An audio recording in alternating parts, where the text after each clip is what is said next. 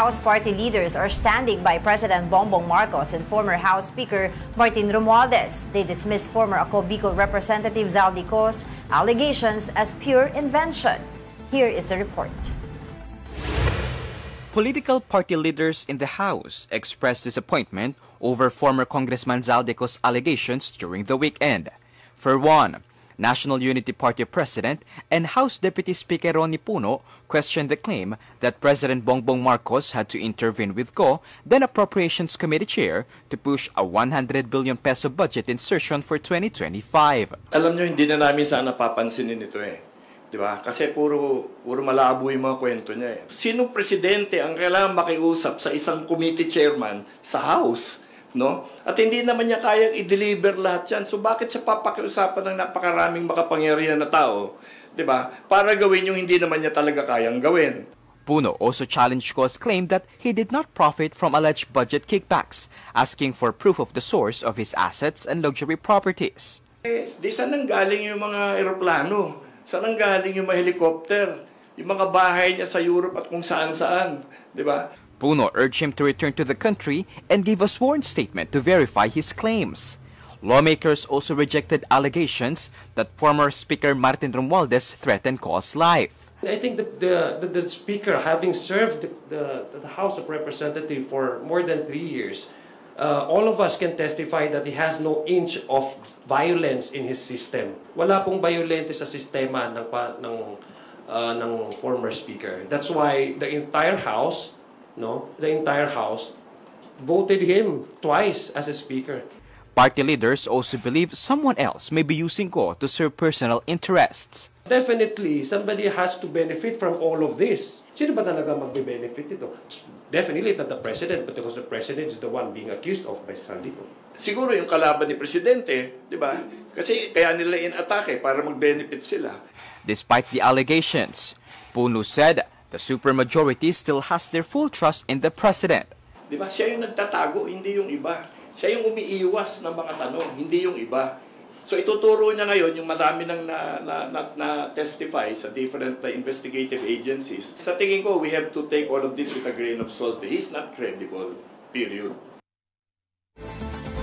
And I agree, what made him less credible was the mere fact na sinabi niya wala siyang kinuha. Yun Kay Tiso. So, iba ang usapan, okay, umamin ako, may kinuha ko, pero hindi lang naman ako. Di ba? Pero hindi, pero wala daw siyang... portray yourself as innocent he's and not a hero. Suddenly the hero of this whole mess, of course, a lot of people are, di ba, in question. Kaya nga sabi ni Alan Herman, wala namang probative value yan di ba? Well, on a legal standpoint talaga, wala tas sasabihin mo, and also walang moral value and social value.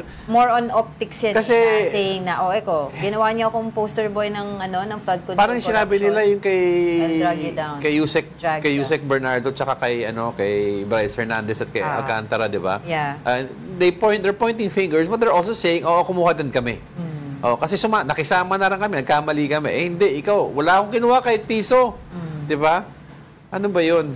Hindi ko maintindihan yun. So, and some, well, not hero, but some are calling him a savior on the other side, which he is not, di ba? Yeah. He is not. Yeah, of course, a lot of people are saying, sige, para patunayan mo yung yung mga statements. Muwi ka dito, pa-notarize mo under oath.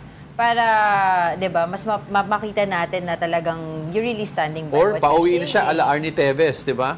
Ipa-Interpol nyo na yan, di ba? Kasuhan nyo, pa-Interpol nyo. Actually, di ba, a lot of people are also saying, mga legal luminaries are saying na iba-iba yung mga nila na, sige, hindi natin siya makuha pa, hindi tawag doon yung mabawi yung kanyang passport because wala naman talaga siyang kaso at this point, 'di ba? Totoo naman, which is pero may true. pending natin sa ombudsman, 'di ba? Pero sinabi kasi ni wala pa. Sabi ni Congressman Toby Tiangco, there's a section in our constitution na pwedeng gawin daw 'yon because ang nakalagay doon is for national interest.